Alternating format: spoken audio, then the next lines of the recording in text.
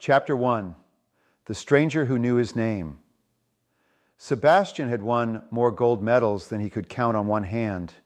He was agile, fast, and famous, and people all over the world knew his name. But one autumn, Sebastian was sent on a long journey, not to compete, but to help. He traveled to faraway lands to find young athletes who had never had a proper coach or a proper gym. After weeks of dusty roads and long flights, he arrived in the wide, flat grasslands of Mongolia.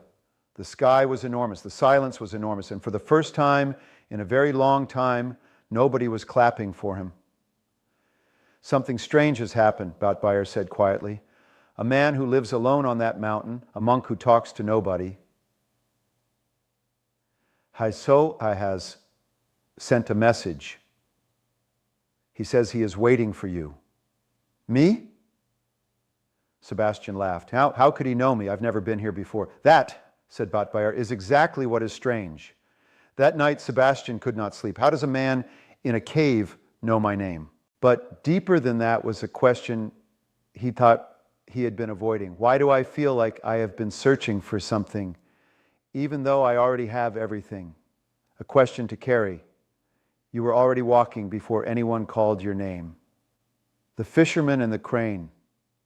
There was once a fisherman named Hoang who cast his net in the same river, at the same bend, at the same hour, every single morning for 30 years.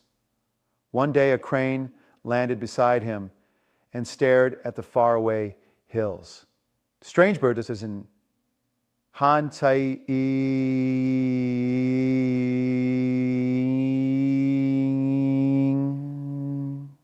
"You're the fisher here. Why do you look over there?" "Strange fisherman," said the crane.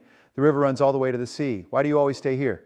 And the crane flew away. That night, Hoang realized he had always wanted to see what was on the other side of those hills. The crane hadn't planted that wish. It had only given it a name. The next morning, Hoang walked toward the hills and discovered that his feet already knew the path. Talk about it. Have you ever wanted something for a long time but were afraid to say it out loud? What was it?